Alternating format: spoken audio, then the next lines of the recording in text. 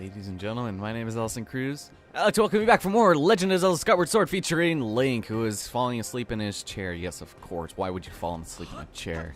Reminds me of this one time I was at the dentist's office. I was like 8 or 9 years old, and I was having like anesthesia, something done on my jaw. And they left me in there for half an hour, and I fell asleep. Of course, being an 8-year-old sitting in a dentist chair for half an hour, and the entire time you're thinking, man, I could beat, Mario Brothers in the time it takes for this asshole to get on with his job. And like every time we go to the dentist's office, I was like, oh, I hope you don't fall asleep this time. It's like, Jesus Christ, if you were there.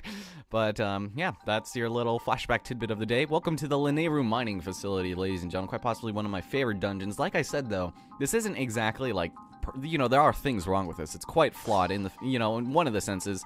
It actually has one of the easiest bosses in any Zelda game. For whatever reason, they made this one of the easiest bosses. It's like, I wish they could have changed this for the, for the Girahim fight in the first one, because it doesn't, seriously? Because it doesn't make sense to have Girahim, well, it does make sense to have Girahim in the first one, but, or Girahim, as people are so kind to point out the pronunciation of certain things, which I'm glad people are doing. I like it when people, tell me what's what, and so, yeah, it's nice, and I appreciate it. So, yeah, and this one is just super easy, as well as the fact that this is one of the most long-winded dungeons in this entire game, and despite it having been only the third temple we get here, it's like almost ridiculous. But anyway, yeah, and also it's probably one of the most unnecessary ones as well, because, we don't really even have to do this. It's just to get into the Temple of Time, which was blocked off by some rocks. And we had a Goron there. I mean, he couldn't have given us any kind of, explosives to, help us get through. I don't know. I don't really even care, though, because this is a friggin' awesome dungeon. And the music is so unsettling. Like, it's ridiculous how unsettling the music in this area is. But I love it. It's like, it kind of reminds me of the Twilight Palace and Twilight Princess. I don't remember exactly how that went, but it kind of reminds me of that. But I like this one a little bit better because it's a mix of the sand area in that game. I already forgot what that was. Also the Lineru Desert probably in that game, or Lake Hylia. I don't remember. Whatever was near the end of the game. This reminds me of the end of Twilight Princess is what I'm trying to say. So that's kind of cool, I guess. But, alright, so we can go ahead and put this lever off to the left side. These guys, those little fuckers are called Aracas. I don't really know how to pronounce them, but it's A-R-A-C-H-A, so I don't know if the C-H needs to actually be a C-H, but if it is, or if it isn't, then whatever, I'm going to call them Aracas, or just stupid little twats, but they're annoying. They basically serve as the little fuzz cunts from Wind Waker. By the time you guys see this, well, I don't know, by the time you guys see this, I probably won't have started Wind Waker since I plan on getting the HD release physically. I don't want to buy it digitally. Like, I don't know about you guys. Like, I don't mind buying digital games and stuff, but when the Wii U only has, I have the deluxe version. I already forgot how many it costs. But when games cost like a third of the entirety of the internal hard drive, then that's kind of where I'm like, don't really want to be wasting it, even if it is Wind Waker. And Wind Waker is a game I'd rather have physically. I'm kind of a physical nut, no pun intended, I guess, because I like to make lovey and sexy times. But yeah, that's pretty much it's all right. I just like having stuff physically, even if it does wear down. At least you can say, hey, I got it, because all these old versions of Wind Waker. I have 2 old versions of Wind Waker on the GameCube, and I'm glad I didn't start that LP quite yet. You guys heard me talking about that in Twilight Princess. Twilight Princess was gonna be the runner, or was gonna be the precursor to Wind Waker. But then I decided I wanted to do Skyward Sword first, and so we're doing Skyward Sword, and then we'll do Wind Waker, but it'll be the HD version, so anyway, that's going to be fun. I already talked about that quite a bit, so we're not going to worry about that any longer. Die, and these guys also have 2 jellies. Isn't that kind of weird? When we go back to the sky, I think I'm actually going to be grinding for some treasures off-screen. We're going to find another treasure-finding item in the skies soon, and I'll just do that off-screen, but oh my god, ladies and gentlemen, we have 2 Staldra's. Alright, time for redemption, baby. Alright, man, what do you gotta say? What do you gotta say? Yeah, screw you, asshole. Oh, this guy, of course. Alright, here, this is what we're, fair. Alright, there. Okay, so usually, why does the spin attack just suck against those guys? Because the horizontal slash got them fine. Here, but usually with these enemies, they don't attack you right away. Like, they'll just go like, nope, never mind, I take that back. Okay, maybe, is that what I've been doing the entire, I think I've been using the spin attack a lot more in this playthrough, admittedly. Even though I like it in the other games, it's just kind of annoying to bring your Wiimotes together in order to do it, because I just bring them together and then do that. You guys have heard me probably slash my hands against them every so often, but yeah. This also, oh yeah, the dungeon item in this game is also pretty cool. It's harkens back to older Zelda games, which is kind of neato. I'm not going to spoil it, but we will be getting it here. Not really that shortly, actually. like I said, this is a very long-winded dungeon. In the time it takes us to beat this dungeon in its entirety, then you could probably beat, you know, up to the Temple of Time in Ocarina of Time. I'm not even kidding. You can get all 3 spiritual stones in the time it takes to finish this. It's just very long-winded and not much to do. Shouldn't have picked those up, but anyway, we got this thing. I didn't talk to the first bird statue in the beginning. All right, what do we do? Okay, we're gonna need to get rid of some crates over here. So let's go do that. Oh, there we go. All right, my thing is off-centered. It just gets off-centered by itself. I don't know, but the main thing of this temple that it does is that it does use a lot of that time-shifting paradigm stuff. I don't know why I keep saying paradigm, even though that's the complete opposite of what I mean to say. But we got some Jerkus electrical keys up there. I'm gonna need to read. Well, I guess it didn't get that bad. It just got noticeably off. Asshole. Nope. Come on, man. Nope. Don't shock me. God, these guys are so dumb. I can't wait till we get another item here. Jesus. I just don't want to get shocked, man. Is there something wrong with it? So I'm kind of glad I didn't end up. See, he just falls into his buddy there again. Well, we're done with this area. I'm gonna go to the sky, and I'm not gonna really. I'm kind of glad I didn't go to the sky because there's gonna be some other stuff that I've been wanting to do after this. But I think instead of doing our sky upgrades like normal after each temple, I'm just going to go straight to the next area because there's not really much for us there. And we've got some keys. Electrical keys, I think I already mentioned that. They're kind of annoying in this game, in this particular section. What is this? Is this a key, I think? This is a key. This is a pretty streamlined dungeon, too, so that's kind of like, right now it has more cons than pros. But, you know, the only thing it really is going for it is the fact that I aesthetically like it, which is not a good reason to like a temple, but I do, it's like good for what it masks, I guess. So we got the key, so we can go back to the room with nostalgias, and that's going to be fun stuff.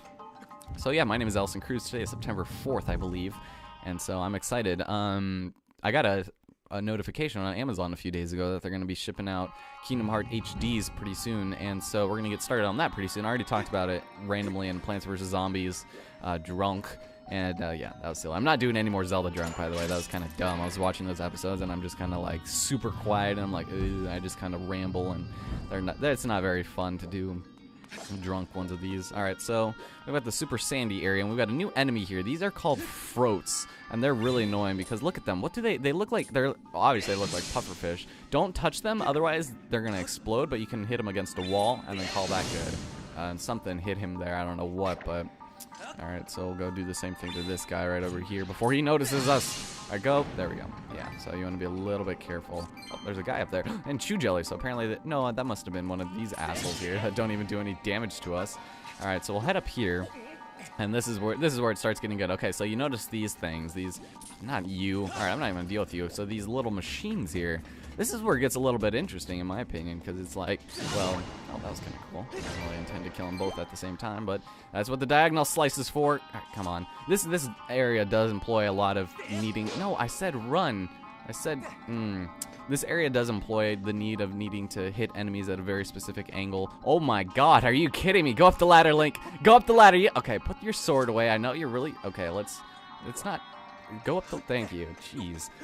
Oh, damn it. We have to move that thing. Oh, wait a second. Wait a second. I messed something up, didn't I? Where, oh, there's a bomb? Oh, would you have to just bomb that one? Because some of those you only have to move, so, I don't know. So we'll grab the bomb, and then I think, do we take it up there? I don't remember this part, really, that much. I just remember the part after it. I just remember the good parts.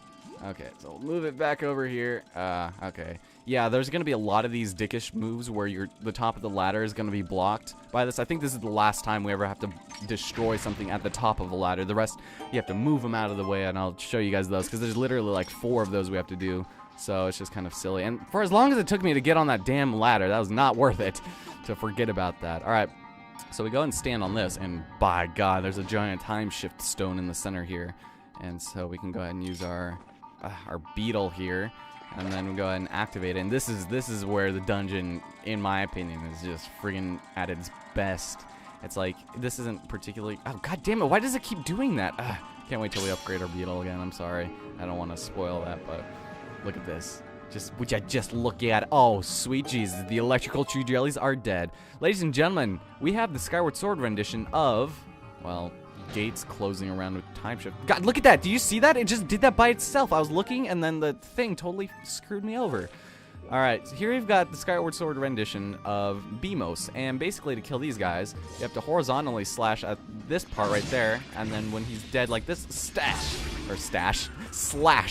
There we go, yes. Stash. Yeah, the fish song. And these guys are freaking awesome. They'll shoot electricity at you in your face. If you're not careful, you can block it with your wooden shield. The iron shield won't really work against it. So do we go back, or do we keep going? I forgot. I want to say we keep going, but it seems like we can go back and kill a Beamos over there. Beamos are really cool to kill in this, by the way. Wait, what the hell is that? Oh, that's just the holding the bomb there. That was weird. I don't think I really ever made much note of that. All right, I'm going to drop down here. And now, a lot of ladders will be here that weren't here before. You'll notice a lot were actually broken. Here, we're going to have to actually be running and not go into the electricity because it's not here. So actually, let's try this. What is up here? I forgot. I think there's just a chest up here. But we can see. We can see for ourselves. You know, it's really annoying. Oh, we have to press this. I forgot about that. There's a really annoying, like this wrist strap thing is so annoying because it's like the part of it is broken because I let people borrow my crap, which is not something. If you have younger siblings, don't let them borrow your Wiimote. Just don't. It's just really annoying to deal with on certain levels. But here we just got to keep running. And I got all these broken pieces of a broken heart, from a broken home, from a broken family, from a broken sexual system of frustration. There we go. Alright, so here we just get 20 rupees, I believe, which means that lever off that I just side navigated wasn't even worth it. So yeah, this is freaking awesome. It's like you look at this area, you see like photoshops or photo stills of this, and you think, is this a Zelda game? But it is. Like, look at this. It's a Beamos, but he's like freaking high tech. And the fact that they wrote off the whole high tech aspect of this as the distant past, I think makes it even better, because it's like looking at our current technology and the, you know, values of religion in this, it's like really friggin' awesome, I think, because it's like cool. I don't know. I like it a lot. And it's like, I don't know. You know, I'm kind of the person who never mind. I kind of want to put my personality in perspective for anyone who hates this. I'm the kind of person who kind of enjoys emotional relationships as opposed to kind of just, you know, other things. And emotionally, this area and what it invokes to me emotionally and mentally is just kind of good, I think. Nope. All right. Oop, there we go. And stab. Now, I'll show this off in a minute because I don't want to waste my banded shield so soon, and usually I would have the, no, my other shield, the braced shield. I usually would have the braced shield going back to the surface after this, but you can reflect the electricity back at them. It's friggin' awesome. Like, I like it a lot. So, yeah. Let's go into this room. So yeah, this is only like the first out of like 6 rooms like this, so this is why this is a pretty long area. Okay, this room is also really annoying because we got to jump across and do a bunch of bullshit that I don't want to do. And we can't even make it there. Damn it. Well, if we fall down here, there's gonna be a bunch of idiots. Oh, we have to go over here anyway.